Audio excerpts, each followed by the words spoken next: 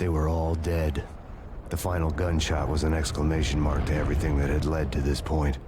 I released my finger from the trigger, and then it was over. Let's talk about Max Payne.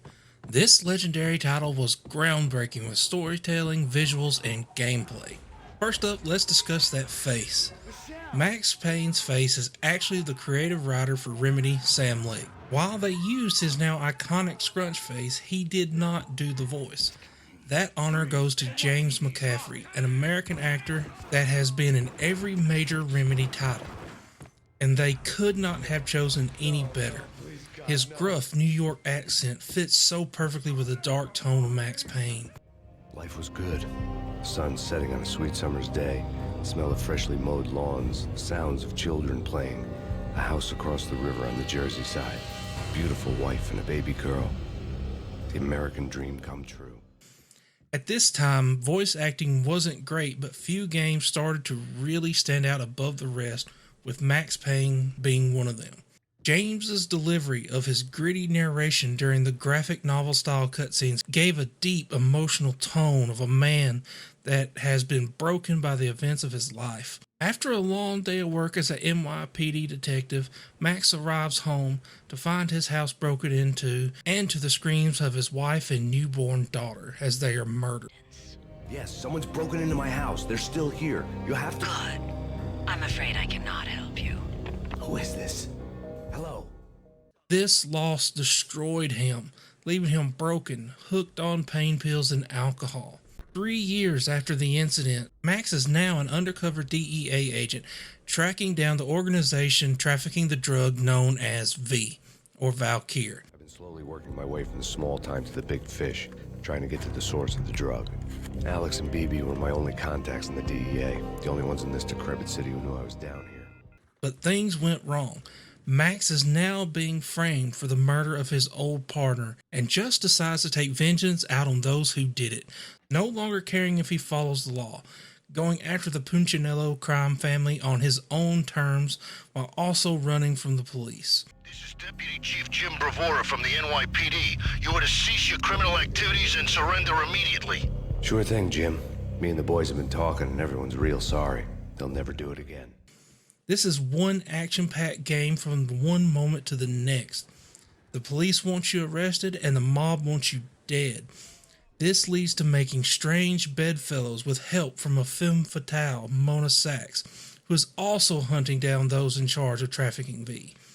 During their encounter, Max is dosed with a drug that puts him into his worst nightmare of reliving the death of his family. Haunted by the cries of his wife and daughter, leads to one of the most frustrating parts of the game.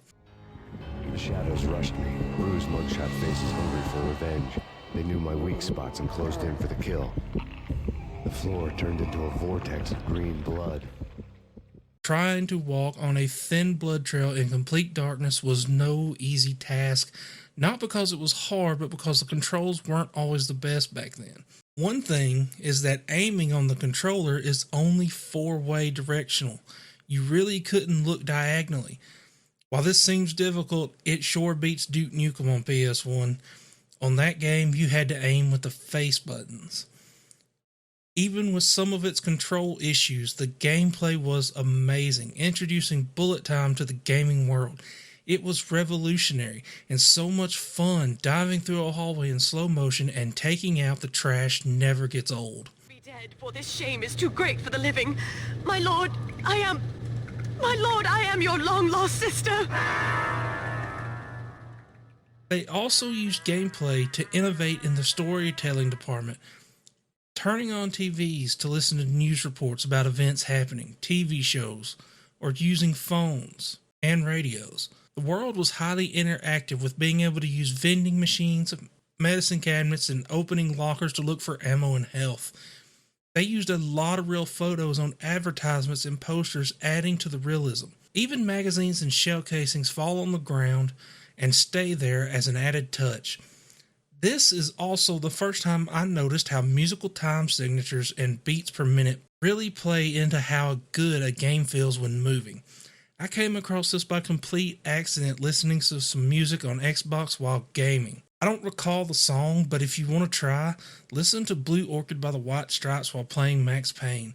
The rhythm of Max's footsteps keep you engaged like a great driving drum beat. Did you get everything you need? Check. I owe you. Anything you need. This is my solo. When I'm through, Punchinello won't be anybody's problem anymore. Clear as vodka. Max Payne is a game that has left us with unforgettable characters, story, and gameplay. The legend of Max Payne lives on now with Remedy back in control. They are working on a remake, and I can't wait until then. Would you kindly hit that like button, share, and subscribe, and I will talk to y'all later.